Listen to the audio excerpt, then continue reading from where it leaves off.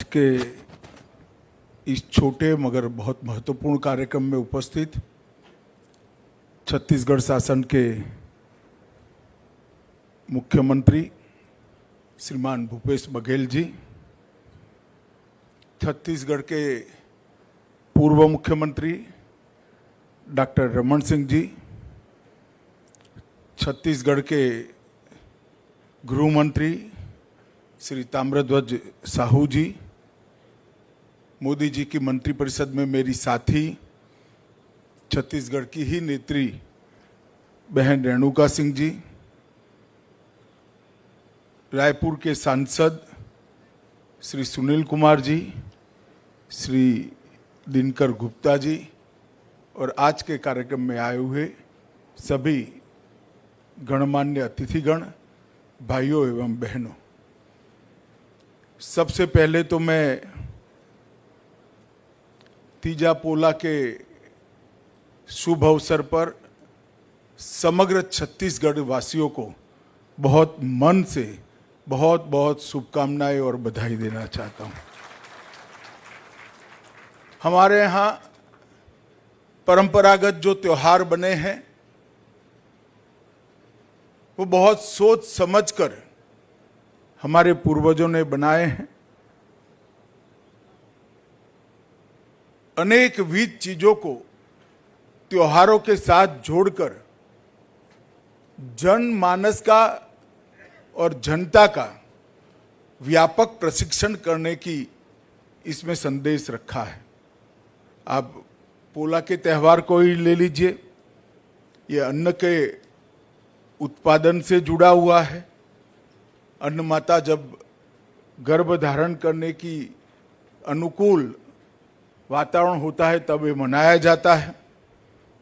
बैल का भी पूजन कर कर कृषि प्रधान देश के अंदर न केवल गाय का महत्व लोगों के सामने रखना, कृषि से लिए जितने उपयोगी चीजें हैं वो सभी का हम पूजन करते हैं और भाई बहन के बीच में स्नेह के रूप में भी इस त्योहार को मनाते हैं। मैं फिर से एक बार पोला के त्योहार की बहुत बहुत शुभकामनाएं देना चाहता हूं। मित्रों, आज ये भव्य भवन जो दिखाई पड़ता है वो एनआईए की बढ़ती हुई शाख और बढ़ते हुए दबदबे का प्रतीक है। एजेंसियों के लिए जो समय एनआईए की स्थापना को हुआ है वो समय बहुत लंबा नहीं है। किसी भी एजेंसी को स्थापना के बाद बनने में, उभरने में, अपनी साख बनाने में, अपनी व्यवस्थाओं को प्रस्थापित करने में और परिणाम लाने में एक लंबा समय जाता है, मगर एनआईए ने अल्पकाल के अंदर ही अपने कार्यक्षेत्र के हर पहलू में बेंचमार्क स्थापित कर कर पूरे विश्व में एक prime anti terror investigation agency का एक प्रकार से मान्यता प्राप्त किया है। पूरे देश के लिए गौरव की बात है। और जहां तक दो सिद्धि का प्रमाण है, जहां तक कन्विक्शन का सवाल है, इसमें गोल्ड स्टैंडर्ड प्रस्तावित किए हैं। लगभग बीच में थोड़ा लुढ़क गया था, परंतु 94% का दोष सिद्धि का प्रमाण है और वो भी ऐसे केसों के अंदर जहां साक्ष्य मिलना ही मुश्किल है, जहां षड्यंत्र शायद देश की सीमाओं के बाहर से होते हैं, घटना यहां होती है और उस वक्त ज्यादातर घटना में लिप्त लोग उसी स्थान पर मरने की भी संभावना होती है। फिर भी इसकी तह तक जाना, इसके सपोर्ट में कौन कौन लोग थे उनको ढूंढना, सीमाओं के अंदर और सीमाओं के बाहर पूरा सहयोग करने वालों का जाला ढूंढ कर निकालना और उसको खत्म करना, मैं मानता हूं कि एनआईए ने अपनी स्थापना के सभी उद्देश्यों को गरिमापूर्ण तरीके से पूर्ण करने में सफलता दी है। श्री दिनकर गुप्ता और उनके नेतृत्व में पूरी एनआईए की टीम को मैं बहुत बहुत साधुवाद देना चाहता हूं। मित्रों, एनआईए को हमने लगभग एक फेडरल क्राइम इन्वेस्टिगेशन एजेंसी बनाने के लिए विगत 3 साल के अंदर ढेर सारे प्रयास करे हैं। मैं इस पर बाद में आऊंगा, परंतु आज रायपुर ब्रांच का अपना खुद का 1.25 एकड़ का ये मकान बनकर खड़ा हो गया है। इसका मुझे बहुत आनंद है। दोनों पूर्व मुख्यमंत्री और अभी के मुख्यमंत्री दोनों यहाँ बैठे हैं। मैं दोनों को हृदय से भूमि देने के लिए और सहयोग देने के लिए बहुत बहुत धन्यवाद करना चाहता हूं। विगत वर्षों में 10 जगह पर 10 राज्यों में एनआईए ने अपने काम का विस्तार किया है। 19 में चंडीगढ़, 20 में रांची, इम्फाल और चेन्नई, 22 में जयपुर, अहमदाबाद, बेंगलुरु, पटना, भोपाल, भुवनेश्वर, कुल मिलाकर 3 साल में 18 राज्यों में अपनी पहुंच को मजबूत कर वहां पर अपने अस्तित्व को एनआईए ने बनाया है। वहां ब्रांचेस खोले गए हैं और मुझे पूरा भरोसा है कि कार्यक्रम हमने बनाया है 2024 की मई के पहले, देश में नए चुनाव आने के पहले देश के सभी राज्यों में एनआईए अपनी उपस्थिति दर्ज करा लेगी। हर जगह पे एनआईए की ब्रांच होगी, इसका मुझे विश्वास है। मित्रों, मोदी सरकार ने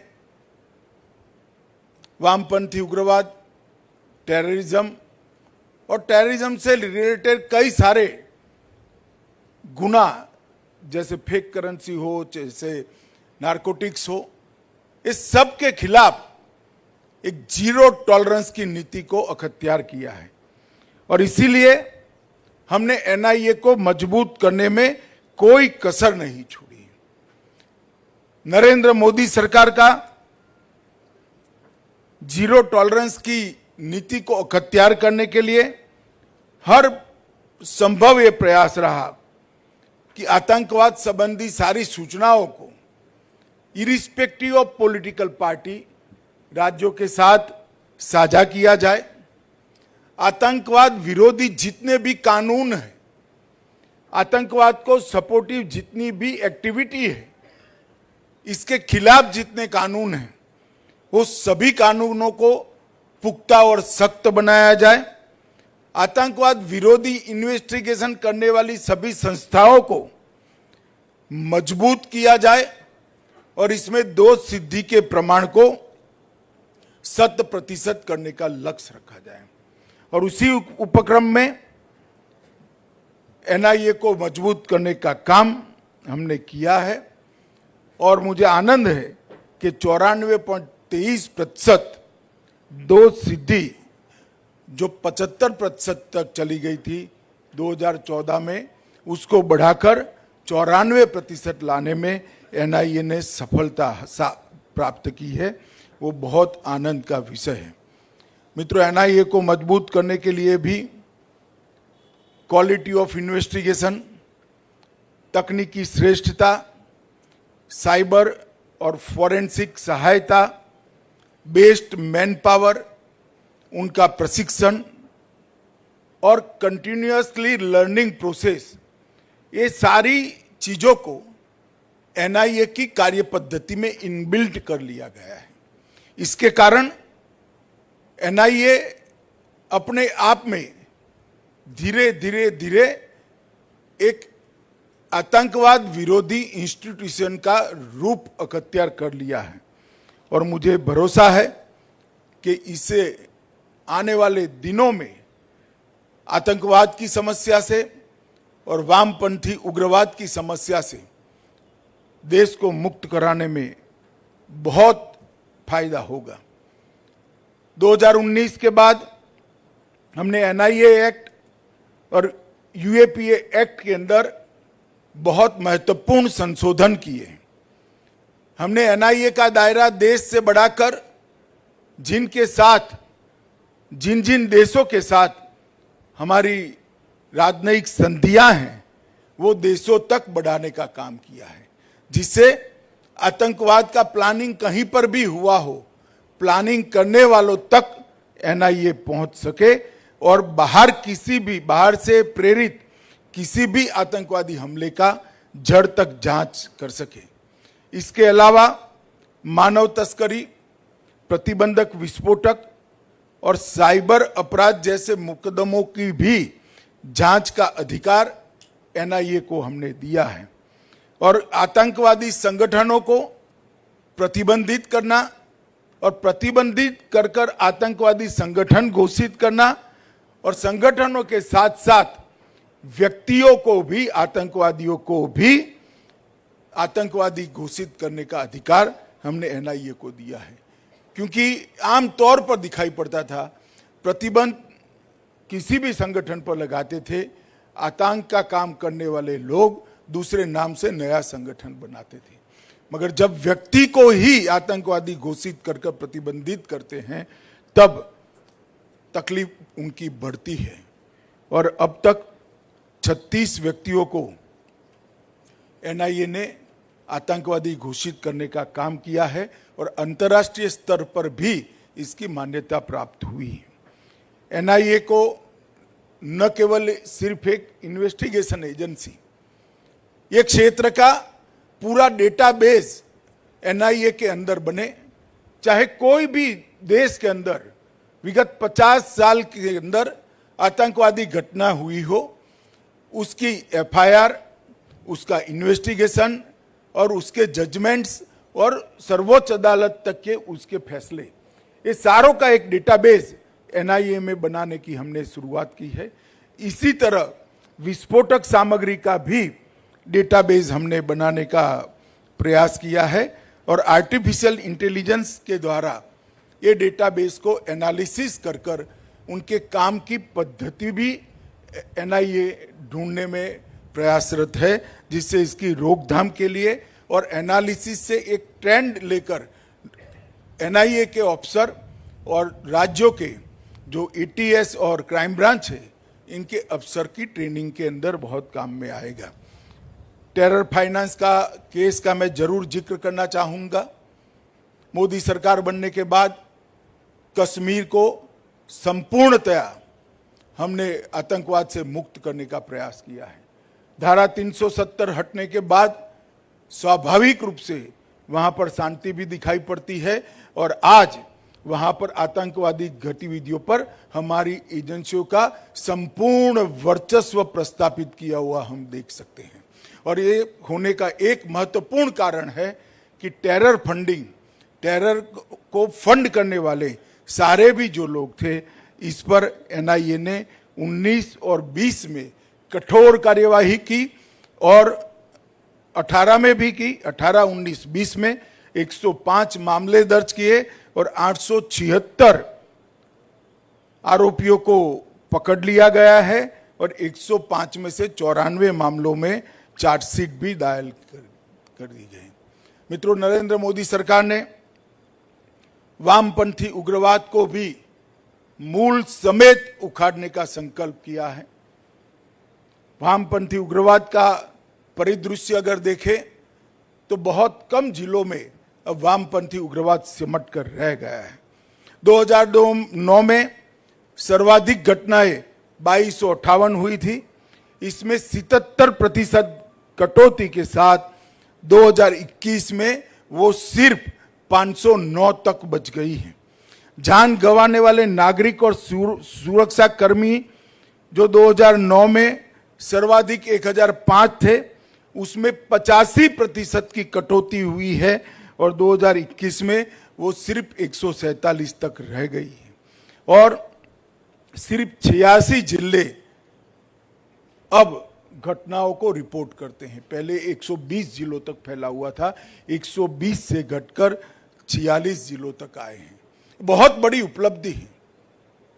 छत्तीसगढ़ के अंदर कुछ क्षेत्र अभी भी वामपंथी उग्रवाद से ग्रसित है, मगर मुझे पूरा विश्वास है भारत सरकार और छत्तीसगढ़ सरकार दोनों मिलकर यहां से भी वामपंथी उग्रवाद को खत्म करने में हमें पूरी सफलता मिलेगी, इसका मुझे विश्वास है। हिंसक घटनाओं में 50% की कमी आई है, मौतों में 66% की, सुरक्षा बलों के मृत्यु में 71% की और आत्मसमर्पण में 140% की वृद्धि हुई। यही बताता है कि चारों मानांकों में हमने बहुत अच्छा सफलता प्राप्त किया है। भारत सरकार, जहां तक वामपंथी उग्रवाद और टेररिज्म का सवाल है, राज्य सरकारों का सहयोग लेती भी है, राज्य सरकारों को सहयोग देती भी है, क्योंकि ये लड़ाई कोई राज्य सरकार या केंद्र सरकार विशेष के सामने नहीं है। ये लड़ाई मानवता के खिलाफ है, देश के खिलाफ है, देश का अर्थतंत्र के खिलाफ है। जब तक वामपंथी उग्रवाद समाप्त नहीं होता, वहां पर विकास नहीं पहुंच सकता। जब तक वहां विकास नहीं होता, वहां के लोगों का भला नहीं हो सकता। विकास के बारे में भी ढेर सारे कदम हमने उठाए हैं और बहुत लंबा सूची है, मैं इस पर बहुत ज़्यादा बोलना नहीं चाहता, परंतु वामपंथी उग्रवादों की विस्तारों का कनेक्टिविटी, वहाँ पर शिक्षा का स्तर ऊपर लाना, वहाँ रोजगारी को बढ़ावा देना, वहाँ पर रोड गांव तक इसकी रीच बढ़ाना और वहाँ पर सुरक्षा बलों की प्रेजेंस को, उनकी उपस्थिति को जहाँ तक लॉजिकल एंड तक ले जाए लड़ाई को, वहाँ तक पहुँचाने में हमें ये 8 सालों में बहुत सफलता मिली है। आज एनआईए ने रायपुर के अंदर अपने नए भवन का उद्घाटन किया है। डीजीपी यहाँ पर बैठे हुए हैं, एनआईए के सारे वरिष्ठ अफसर भी दिखाई पड़ते हैं। मैं डीजीपी को एक ही बात कहना चाहता हूँ, भवन से कभी परिणाम नहीं आते हैं, भवन के अंदर भावना आरोपित करने का काम आपका है। जब तक भावना, कर्तव्यनिष्ठा और अच्छा इन्वेस्टिगेशन नहीं होगा, सफलता नहीं मिलेगी। मुझे विश्वास है एनआईए अपने उज्जवल भूतकाल के अनुरूप भविष्य में अपने रिकॉर्ड को और अच्छा करेगा, इसका मुझे विश्वास है। बहुत बहुत शुभकामनाएं और छत्तीसगढ़ शासन का धन्यवाद कर मेरी बात को मैं समाप्त करता हूं। वंदे मातरम।